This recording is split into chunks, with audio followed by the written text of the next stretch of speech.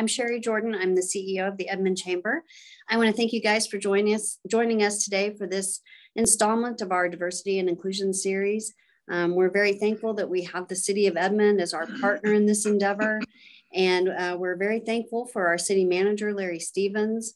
I'm not sure if all of you know or not, but this will be Larry's last series with us. He's retiring at the beginning of March. And so he will have a lot of fun with that, but we will miss him very much. So at this time, I want to turn it over to you, sir, for our final time for this series.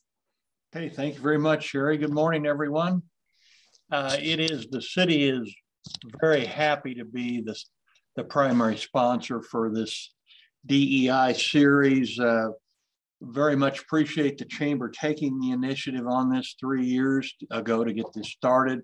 It's an incredibly important dialogue for our community. We're also doing something within our organization to foster DEI as well. We've had a DEI committee now for about 5 years. We are now in the process of hiring our first full-time DEI officer. In fact, we have interviews later this week with a couple of individuals for that. But Dr. Hammond, I'm so sorry I'm going to miss your presentation this morning. I have another meeting that I need to go to, but yes, sir. We are very, very pleased that you're here, and we have several of our staff people that are on here as well. So we're very happy that you're here, and Sherry, we're happy to be a sponsor. Thank you. Thank you. Thank you so much, Larry. I appreciate you. And now I'm going to turn it over to our committee chair for our steering committee for D&I, Daryl Davis. Daryl is the mayor for the city of Edmond. He is also a graduate of our Leadership Edmond Class 14 and the recipient of the 2019 Leadership Edmond Alumni of the Year. He's been on the city council since 2011 and has been our mayor for the last year. He's recently retired from Tinker Air Force Base, and where he was the chief of the installation contracting division. And we are very thankful to have him and his leadership. And so I will turn it over to you, sir. Thank you, Sherry. Thank you, Larry. Thank you, Dr. Hammond, for being here. Thank everyone else for being here. Quick trivia question. Did you see how beautiful the moon was last night? Oh, it was beautiful. Beautiful sun, beautiful moon, beautiful moon. But we're fortunate. We've been doing this series for a number of years now, and it's great when we can bring local talent into our fold to help with our educational process. And today we're fortunate, we have Dr. Fred Hammond. He's a member of the Department of Education, Sciences, Foundation, and Research at the University of Central Oklahoma. And he's been doing that since 2007. Preceding that, he was over there in Germany as the principal of GAPI International Academy in Ramstein. He has a great musical background. We were just talking earlier that after COVID settles down and we can start having more and more live music in there, you'll be able to see him and his wife and his band perform from that. His teaching responsibilities include a foundation of American education, developmental psychology, adolescent psychology, classroom management and instruction management, managing secondary classrooms, foundation of educational research, and he's the lead professor of secondary classroom assessment. He has a wealth of background in the educational field. He's well-traveled. And today we're going to talk about the struggle never ends. And from a perspective that we feel is going to be very enlightening and stimulating for you. I'm going to turn it over to Dr. Hammond. Sir, the floor is yours. Thank you, sir. Good morning, everybody. Can I get a thumbs up if you're glad to be alive this morning? I've got 2 thumbs on a couple of people. I love it. I love it. Yes. It's a beautiful thing. We're breathing. We're above ground today. I was talking with a friend of mine just yesterday, and he said, it's interesting that when you pass and everyone goes to the funeral and they get the program, there's 2 dates that's important: the sunrise and the sunset. And there's just 2 dates, that's it. The only thing that's left out is that dash in the middle. And that dash in the middle is life. What is it that you're doing with your life to make an impact, to make those numbers matter to everyone else in the room? Interesting. Well, one of the things that I've realized, and Shelly, can I share my screen so I can open up these slides?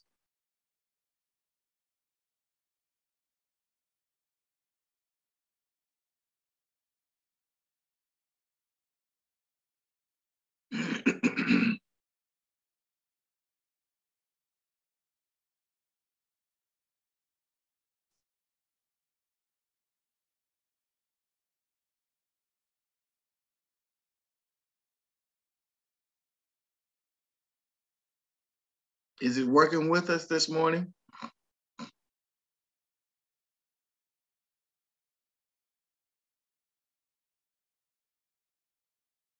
Shelly, you're on mute. I can't hear you. It's kind of having a little bit of a problem right now. Let me see here.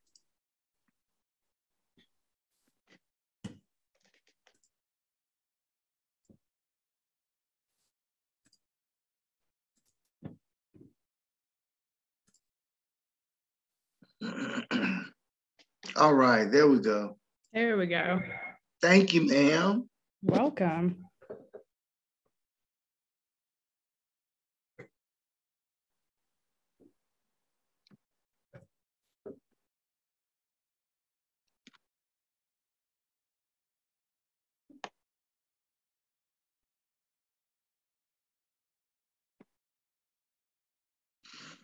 Well, that dash in the middle, how important is that dash to you, and how important is that dash to our state?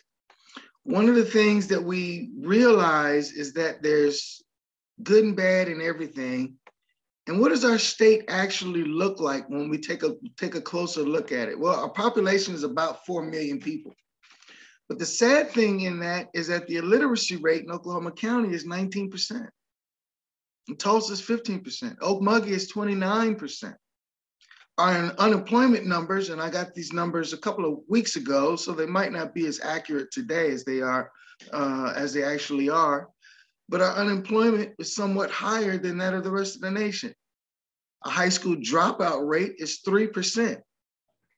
You know, and I share with my students, the average cost of investment for inmates is about $16,500 a year, but for K-12 student, it's only about $8,000 per student. Wow. We look at the number of students that are number of individuals or adults that are degreed, only a quarter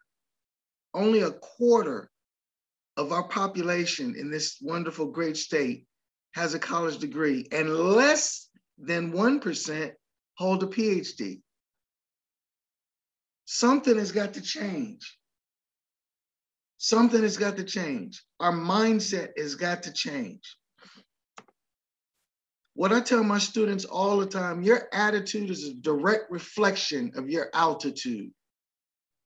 If you think negatively, expect negative results. If you think positively, expect positive results. Because your zip code doesn't define your worth. Where you've been does not define where you're going. We just need to have an understanding of where we've been. And so many of our students at UCO have that mindset was, I've been here, I'm from here, I'm not going anywhere else, this is all I know. Well, there's a great big old world out there that we've been given dominion over. So you need to get out there and see as much of it as you possibly can. But what's the difference in a growth mindset or a fixed mindset, which we'll talk about in a few minutes, is perseverance. That's someone who's not taking things lightly. They're moving forward and they constantly have a desire for growth.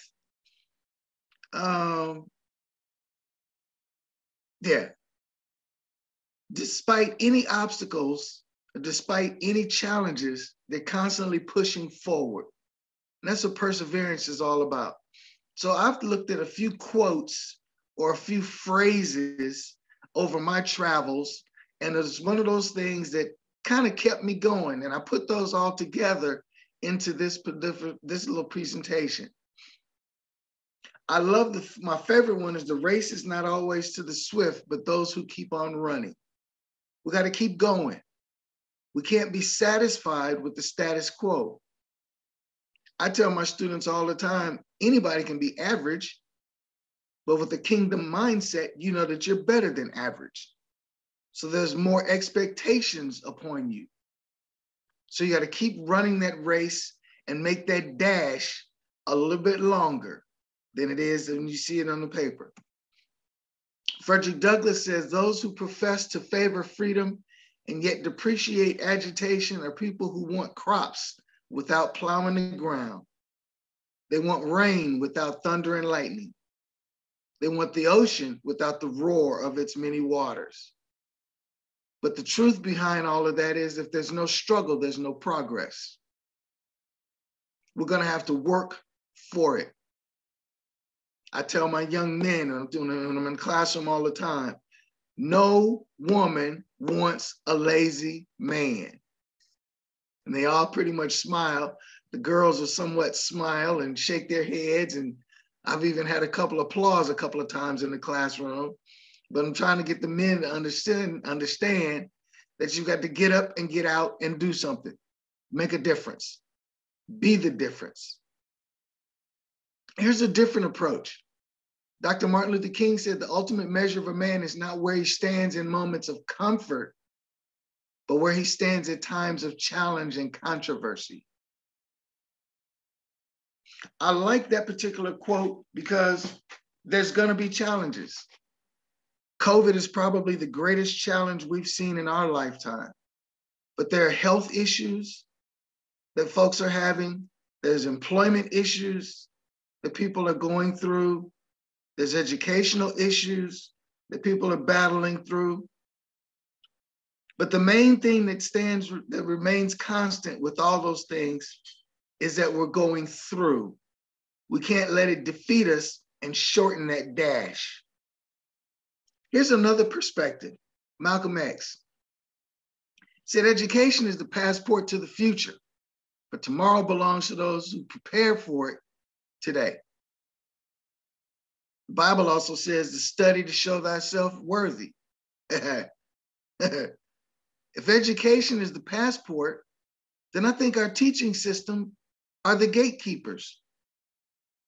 Why is it that they're the lowest paid profession of all the professions out there, yet without a teacher, no other profession would be possible? Something's wrong with our education system, systemically. From the beginning of time, it's always been considered glorified babysitters. Well, a babysitter makes $20 an hour. If I made $20 an hour times 30 kids, times 8 hours a day, that'd be a nice salary. But I digress. I like this one because Barack Obama was one of my favorite speakers when he was president. He said, life is not about how fast you run or even with what degree of grace. It's about perseverance, about staying on your feet and slogging forward no matter what. No matter what. Again, are you going to have a short line or a nice healthy line between those two numbers, sunrise and sunset? Elder Watson Diggs was a profound educator and historian and a significant contributor to the education system over his career. And he said to understand the heart of a man, the heart and mind of a person, look not at what he has achieved, but what he aspires to. Again, reaching forward, moving forward, climbing, not slogging and just sitting and resting and waiting for change, but making the change possible. My dad told me this when I was in high school, at my high school graduation. He said, son, let me explain something to you. Just when you think you've made it, that's the time to work even harder. It used to be a time where a high school degree was something with a major accomplishment. Well, you need a bachelor's, if not a master's, to even be competitive in today's world. And again, with 24% of our population only having a degree, it might explain perhaps what's going on with our economic system. We can't be satisfied with today's achievements, because tomorrow brings about a whole nother day of challenge, and a whole nother another level of which we can climb. But it's all based on your mindset. Do you have a growth mindset or a fixed mindset? Dr. Carol Dweck was a professor of sociology, and in 2006, she wrote the book Mindset. A growth mindset is one whereby we're not satisfied with the status quo. We're not satisfied, or fixed mindset, I'm sorry. We're satisfied with the status quo. We're satisfied with mediocrity. We have no desire to learn or move forward or to do anything differently. But a growth mindset is one where we're constantly trying to move forward. We're intrinsically driven to make a difference and to make possible change in today's society. So I ask you, if you had a growth mindset, if our state had a growth mindset, would we be in the situation we're in today? I asked the governor in his speech. He had a lot of positives, but most of it was from a fixed mindset. And we're not going to advance as a state or as a people until we can get rid of that fixed mindset and establish a growth mindset. The key word in between growth and fixed is yet. Fixed says, I can't, I won't, I don't. But if I use the word yet, like that dash in the middle, I've given meaning to life. I'll take any questions you have.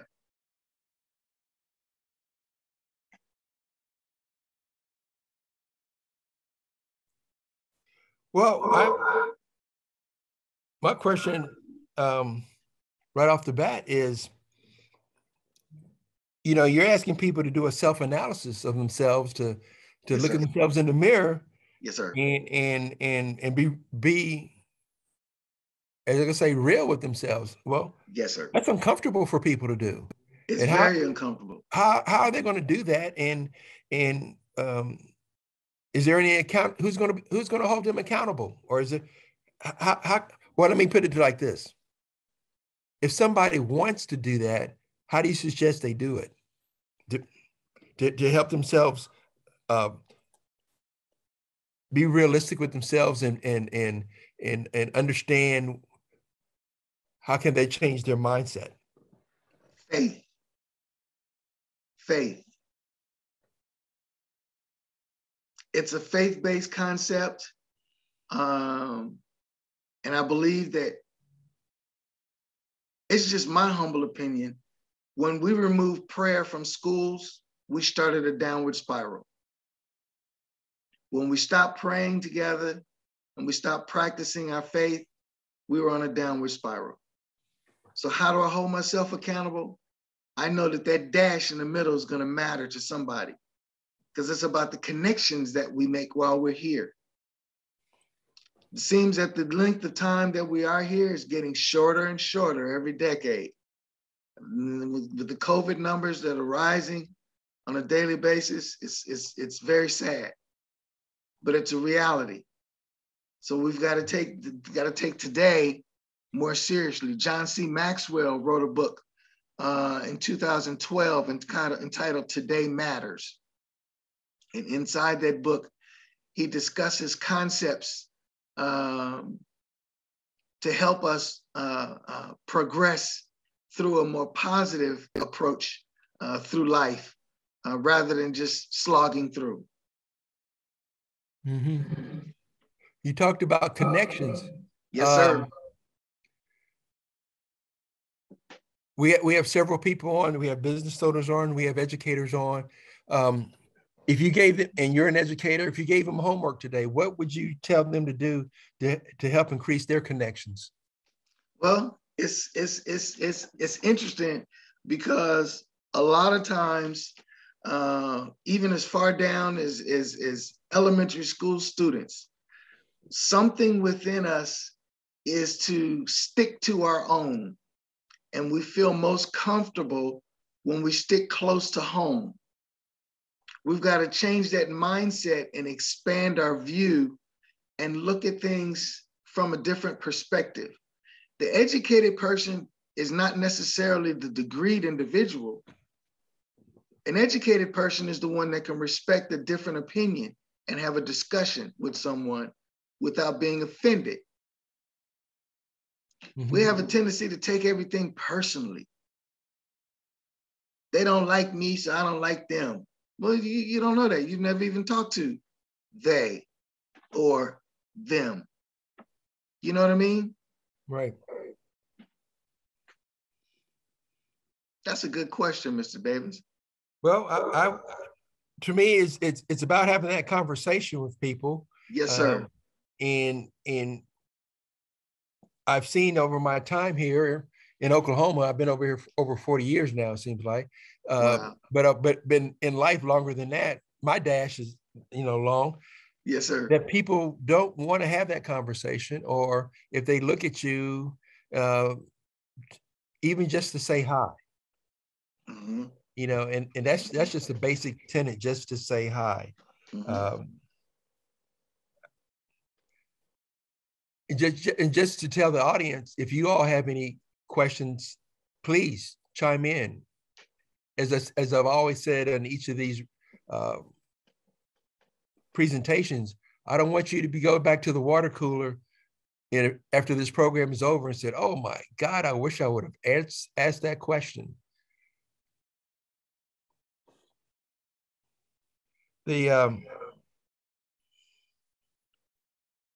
Where's my next?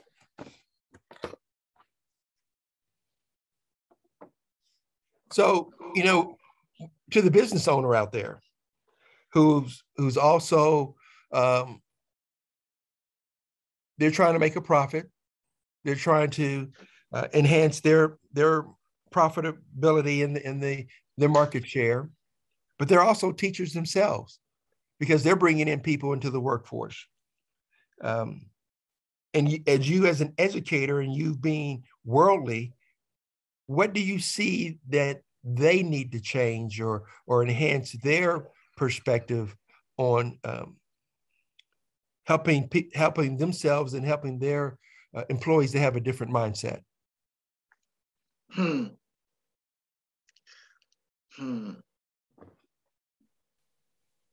I know it's easy for me to say because I'm not in that industry, but I would think, don't think profit first.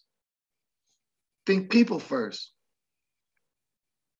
I had a young man that came to our house last week.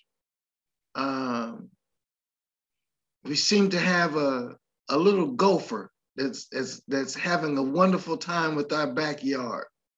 Mm-hmm. And I called the young man. He came out, and I'm thinking, like anyone else from pest control, he's going to have a spray bottle. He's going to spray. He's going to drop a couple of pellets. He'll be on his way. Everything will be over with, and everything will be done with. Instead, before we even went to the backyard, we stood on the porch and talked for 10 minutes. And he said, "Well, explain to me what your problem is and let's see what we can do to get this problem fixed." So I explained to him what I was seeing and everything. And we talked about the game a little bit. The Super Bowl was coming up. We talked about the kids in school. He said that he saw that I was a professor and he wanted to know what was going on at the university. He said, unfortunately, he wasn't able to finish his degree. He had to go to work to take care of his younger siblings and that type of thing. And I mean, we just had a general discussion. And then he said, and by the way, let's go take a look at that gopher problem and see if we can get this fixed and get this worked out. Well, that's a person I want to give my business to. Mm-hmm. Not only that, he called me yesterday. Said, well, I hadn't talked to you in a week. I just wanted to make sure everything was good. Double check, make sure you're satisfied with the service. I said, well, we didn't do anything. We just inspected everything. He said, well, let me know when you want me to come out and I'll be right there, whatever you need me to do, whatever your final decision is, I'm here to service you. Anybody ask me about pest control, they're going to be the first person I'm going to talk about, because it was more of a person-to-person discussion rather than client or customer or that type of thing. So I'll be calling him as soon as we get off this morning. Uh-huh. Well, that's a good point, because that's also about connection and relationship. Yes. That hasn't even addressed. It's almost like going to the doctor and the doctor comes in with a needle.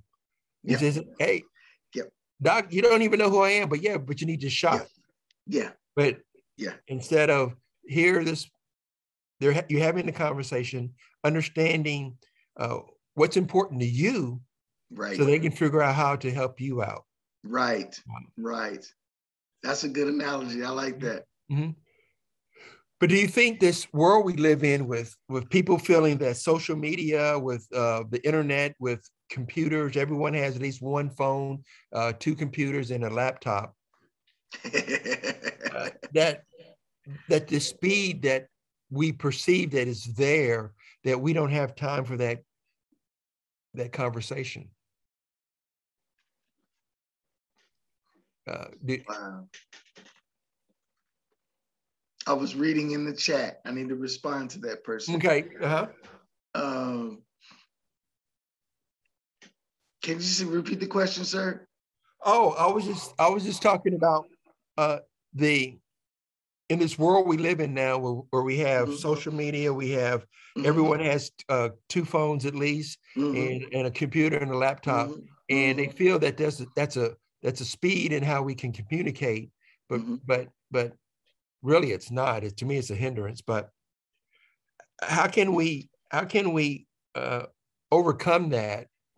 And because what we're talking about with you and your pest control, that's having conversation. What you're talking about, having that dash, that connection, that's conversation. But this electronic world we live in now is, to me, eliminating conversation. It is. And how can we help eliminate that? Because I know companies, even the previous organization I used to work for, they just told me the other day that they're looking at downsizing the footprint of the offices, because they feel that we're so successful teleworking and not seeing each other. So what impact do you see that coming in people changing their relational growth in the future? Man, if I can figure that out, that I might run for office.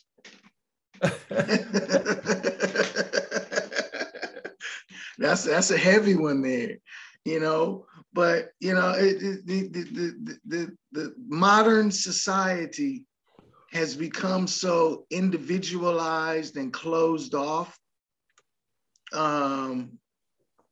that we're losing a lot of the connections. I asked my students, or share with my students, I said, when we were growing up, if you got in trouble in school, you got punished at school. Then you got punished on the way home because Miss Johnson heard about it on the corner.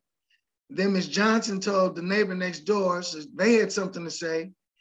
Before you even got to the house, where your mama was sitting at home waiting on you. And then, and wait till your father gets home. It really comes down the pipe then, but these days, you can't name all your neighbors because people are so scared to come out of their shell and come out of their individual dwellings and just talk. The simple concept of conversation. I wish we can have a society whereby homeowners associations were not only for collecting dues, but for looking out for each other. You know, if I'm gone on vacation, I don't have to worry about my trash cans being left on the street because my neighbors got my back. Well, no, they got you on camera, and now they want to know what you're doing in their yard.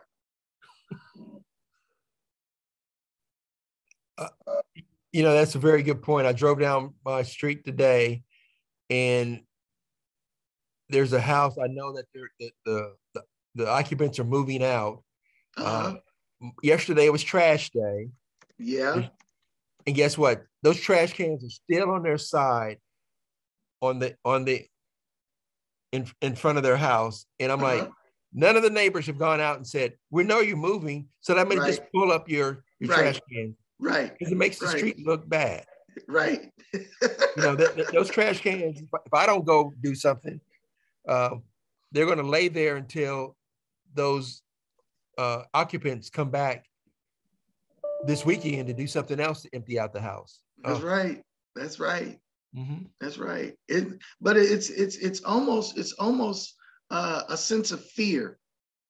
And I use this word fear as an analogy or an acronym.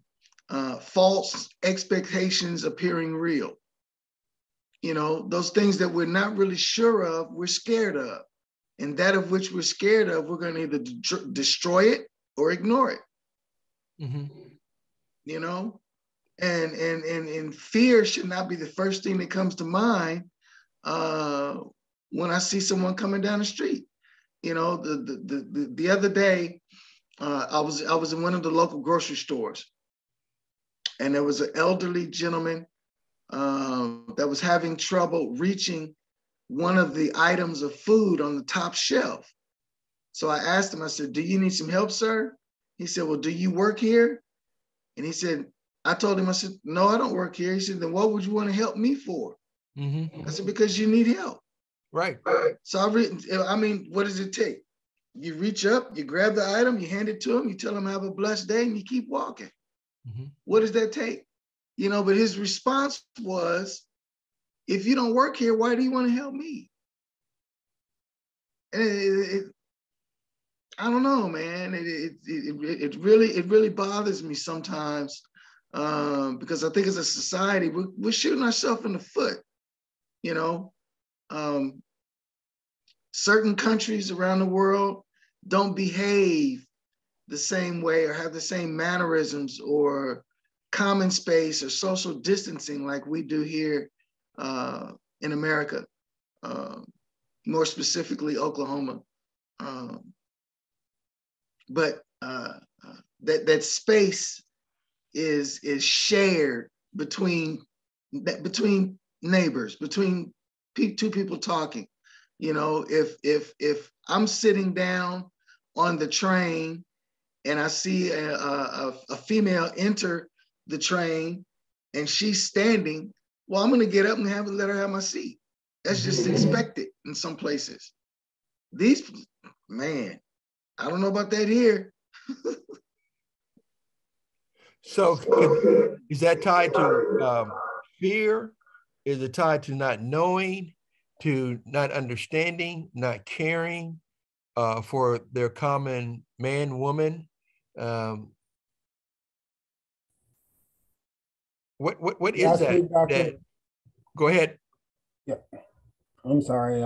I'm a school administrator, and what I see sometimes among students, and when it comes to teachers and administrators, parents and teachers, parents and administrators, there's just a very adversarial attitude that has developed, you know, in the school system and in society in general. I think people are pitted against each other, unknowingly, unwittingly pitted against each other, and it doesn't have to be that way. I think part of what we need to do is, even when we talk about diversity, equity, and inclusion, is having everyone feel included. I was talking last night to a friend of mine about next Monday, which is President's Day, and we all have to work. students don't have to come to school, but we have to work. And first of all, let me preface this by saying I was born and raised in Birmingham, Alabama in the 60s and 70s. So I know a little bit about what I'm talking about. So I think I have a right to say what I'm about to say.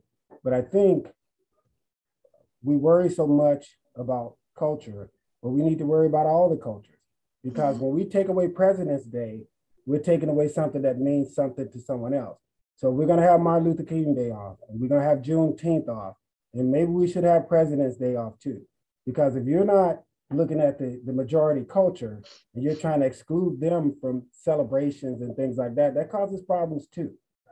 And that's where that whole adversarial thing kind of comes into play, even in a situation like that. And so we have to be very careful when we're dealing with this subject that we don't, alienate people, because we still need them to be a part of the process in order for this thing to work and for us all to be together.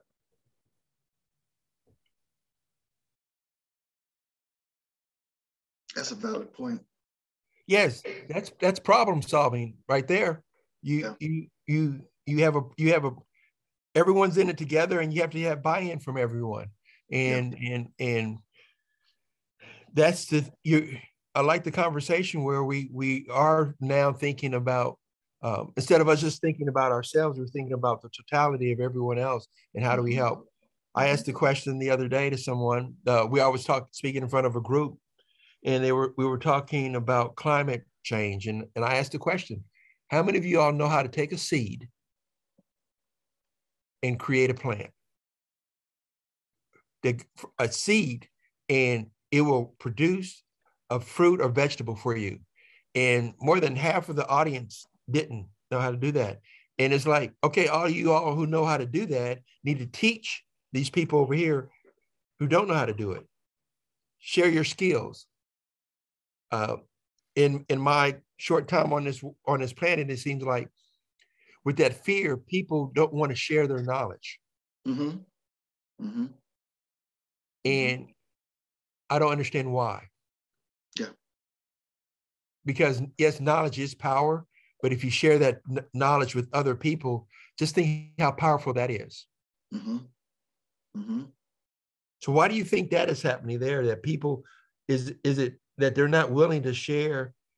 Is it because of what? What are they afraid of? Right. Can I say something, Mayor? Yes, sir. My name is Mark Vaughn. I'm the director of recruitment at UCO. Mm-hmm. And a proud Alpha Phi Alpha man. I see that captain sign behind you, Dr. Fred. We're not going to get into that. We're not going to get It's all right. It's all right. Don't y'all start.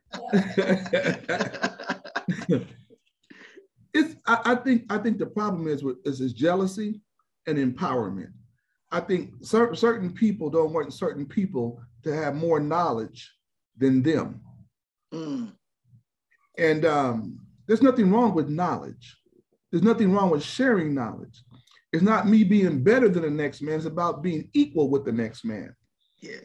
That's all it was about. It's not, I'm not trying to outthink anybody. I'm not trying to be better than anybody, but I'm trying to improve myself so my boys can see the example of an African-American man moving up in society through education. Mm-hmm. Because education is key. I have one of the better jobs that I can think of. My job is to go out to high schools and teach these kids about going to college. Mm-hmm. Mm-hmm. That's what I love about my job. I didn't have this growing up. And I'm about the same age as some of y'all. So I was born back in there in the 60s. So I didn't have this in high school. Mm-hmm. Somebody coming to my high school telling me, you need to go to college. I grew up in San Diego, California. All it was military, Navy, Marine. It was nothing about going to college. And this is what we need to bring back to our households, to our communities, to our churches, that kids need to go to college, because college is knowledge, college is powerful. And don't be scared to tell somebody about something. Because Mayor, I agree with you. We're scared to tell other people about things because we don't want them to have no more than us. Yeah, that's the thing. And to me, that's a fallacy when we say to know more than us. I can pick out several great leaders, and they were the dumbest person in the room. Because the thing is, to be a leader is that you're not, if you're the smartest person in my mind, if you're the smartest person in the room, you're in the wrong room. And in my 35 years working for the military, I made sure I was the dumbest person in the room. Yeah, you can have more degrees than a thermometer and still be stupid. That's right. And so we need to be able to embrace that and say, hey, I want the smart people around me. I want them to be able to create the creativity that they have, whatever that is. I want them to be able to express that. But that also goes back to us understanding each other, or understanding ourselves and saying, you know what? I don't feel threatened by that person because they do know more than me. I'm glad they know more than me. And I'm glad they're willing to share and express it with me. And then I don't want other people to hold me back because, you know what? That whole room knows more than you. Look at it that I brought this whole rooms together for the betterment of everybody. So. I have a question. How do we overcome the reluctance? The reluctance of a community, the reluctance of organizations if fear overtakes the willingness to listen, the willingness to change, the willingness to see the value of the diversity that exists. How do you overcome that reluctance and before you get cold to it or discouraged? Does that make sense? Yes. Mm-hmm.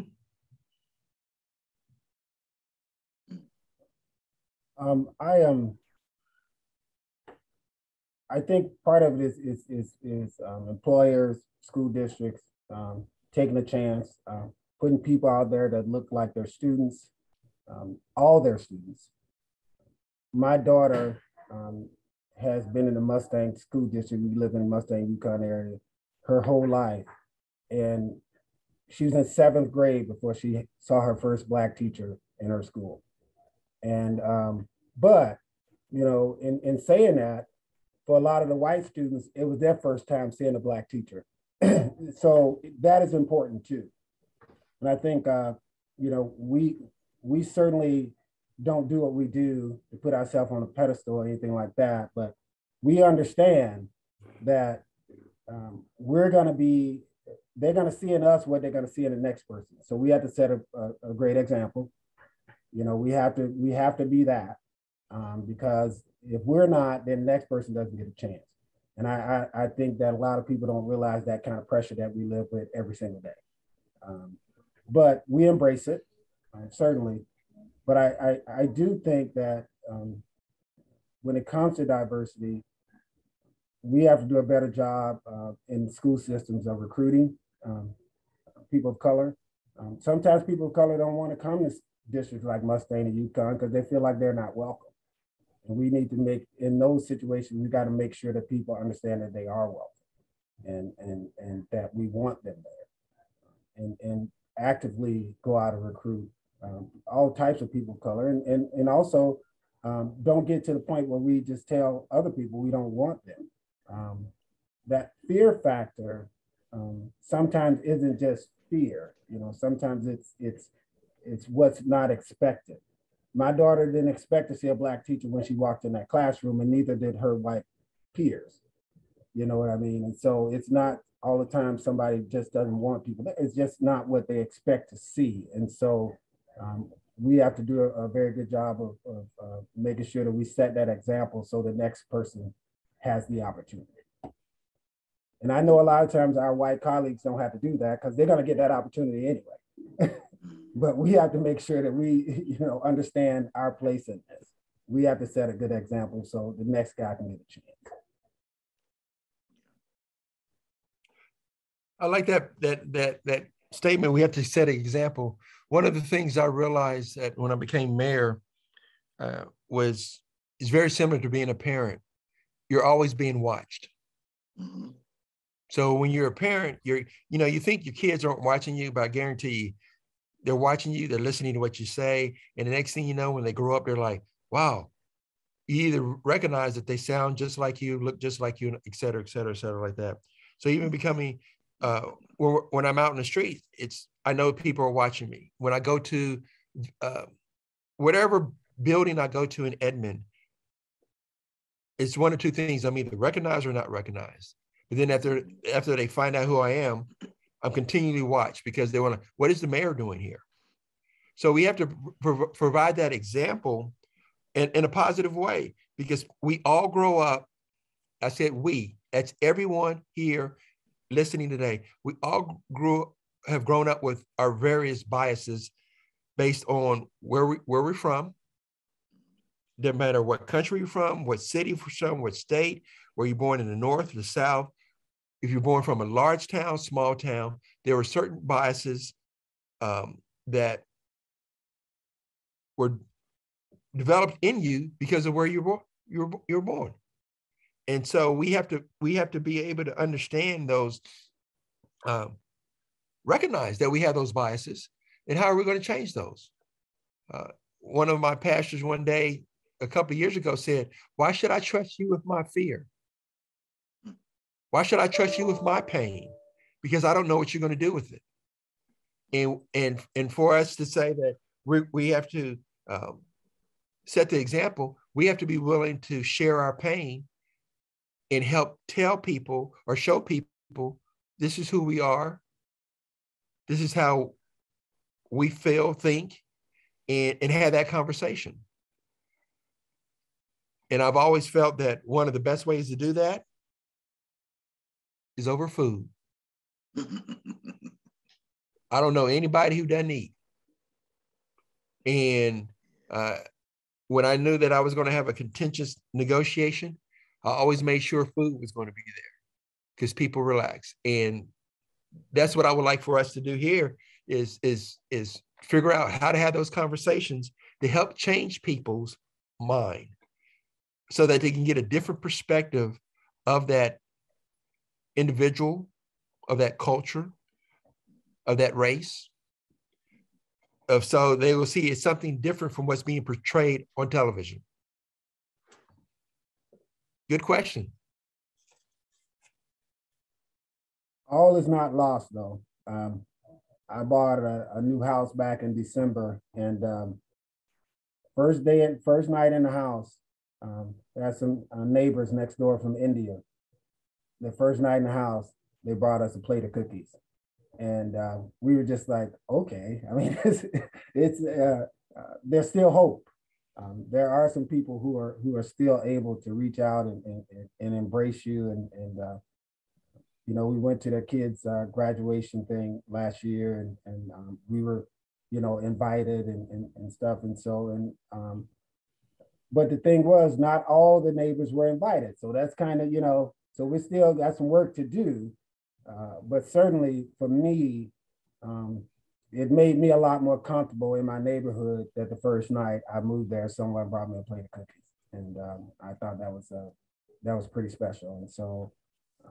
We have a lot of work to do, but not all is lost. There are still some people out there who are trying to reach out and trying to do the right thing and trying to get to know their neighbors.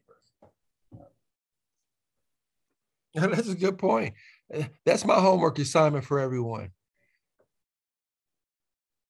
Go meet a neighbor on your street. If you know every neighbor on your street, whoops, that's an anomaly.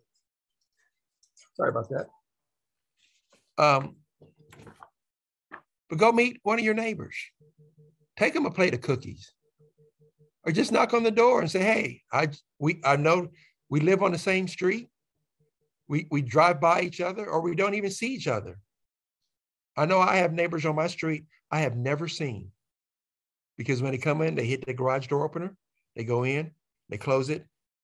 Someone comes, they don't cut their yard, somebody cuts their own yard. I don't even know who they are." What other questions do we have today, this morning? What's on your mind?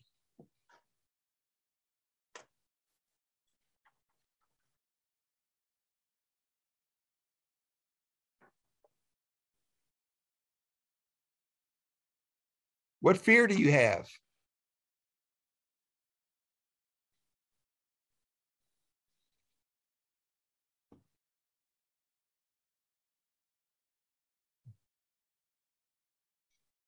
My fear is that we're not going to have enough conversation in the future, that we're going to keep ourselves in isolation.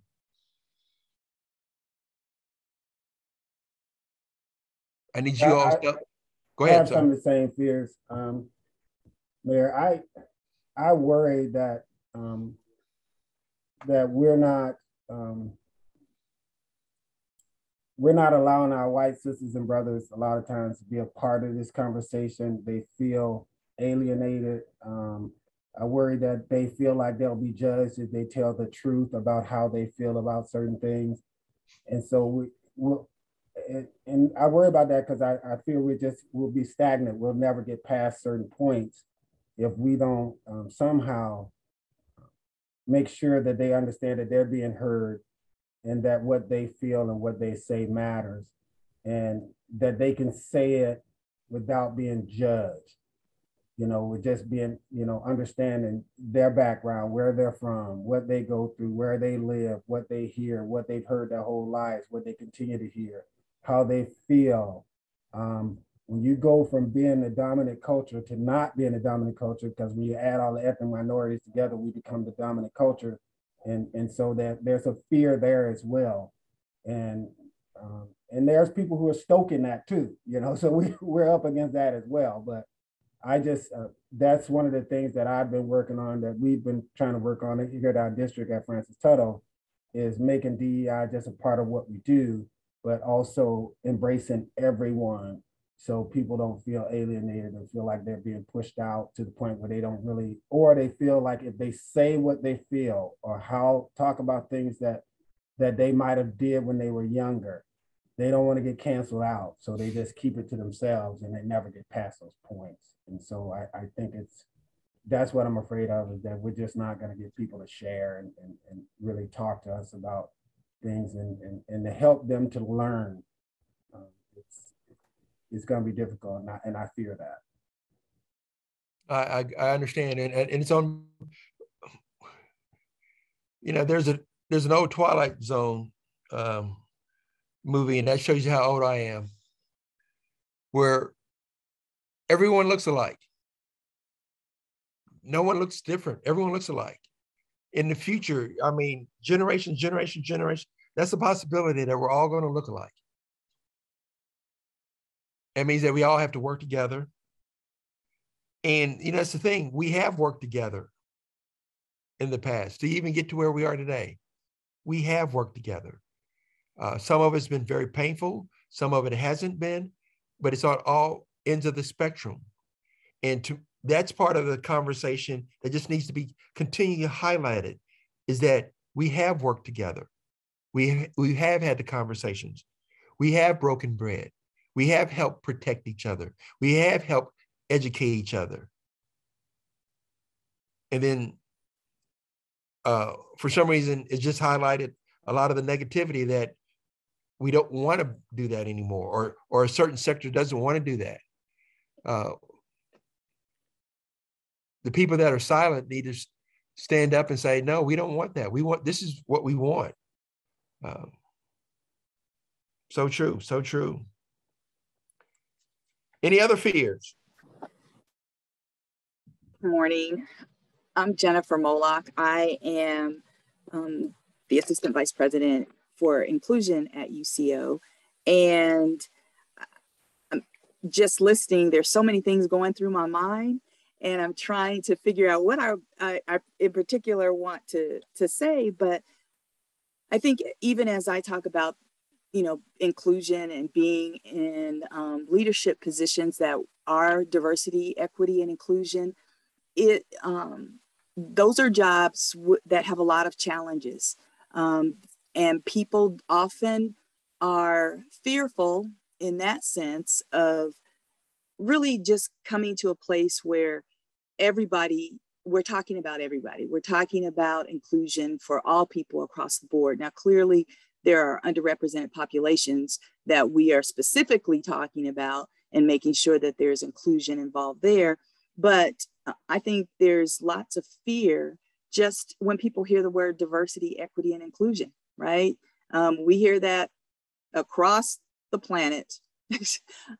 And so I think it's really important that you don't have to be a person in that title or role to make a difference when it comes to those particular areas. I mean, just the simple things that you all have been talking about in terms of your neighbors. I'm bad at that. I'm an introvert.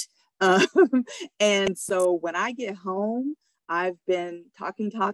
I have extroverted profession. So when I get home, I do wave and I say hello to neighbors, but I feel bad because I did grow up knowing my neighbors. I still know the neighbors that I grew up around. And so but to me, those are also areas of DEI work. We don't look at it like that, but it is, because our neighbors in a community like Edmond in particular, in most cases, our neighbors look very different from us.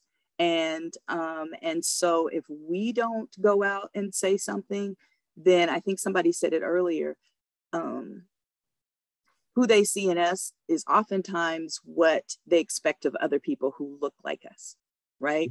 And we are not a monolithic people in any way, shape, or form, but that's what people see. And so I just, like I said, there was so much running through my mind. I didn't know what to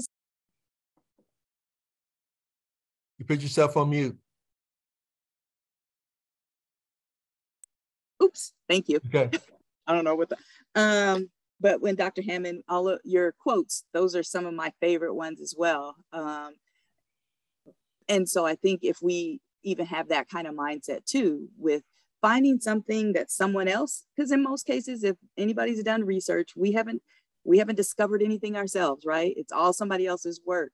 But to place some of those words of wisdom and what kind of mindset that we're going to have, and to have that mindset and to be an example to others. I've worked in high schools and elementary schools and higher ed, and I know that when I walk through the door, that sometimes it's uncomfortable for other people. Sometimes it's uncomfortable for me, but as a Black woman with a doctorate and a knowledge base that I've been blessed to have in different areas, people find that intimidating, and that's not my goal, but it is to help to educate. And I don't take that for granted. And so I want to be able to connect with others in the community, even in this role, to really help to advance what we believe is important when it comes to DEI work. Good point. Good point. Yeah. It just made me think of something. People have asked me before in the past, how did I become mayor? And I said, I don't know. I didn't set out to do that, but I did do something in the throughout my lifetime, no matter where I was. I kept working and I kept educating myself. I kept reading. And so when I look at it, is I had a lot of things in my job jar, in my toolbox, that when the opportunity presented itself, I realized I had all the tools, or a lot of the tools necessary to do the job. And even when I left my last job after 35 years, a lot of those skills I learned there are the same. I'm using those same skills here.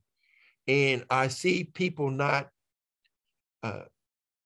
willing to go out and say, oh, I want to learn how to do that. I want to volunteer to do that, because they're not getting what they call getting paid to do that. And I'm like, you're gaining experience, you're gaining knowledge.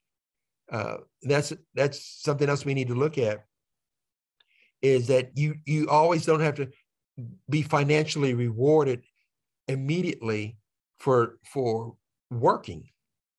That payoff could be later on, or will be later on in your life, when you start putting all those things together that you've learned.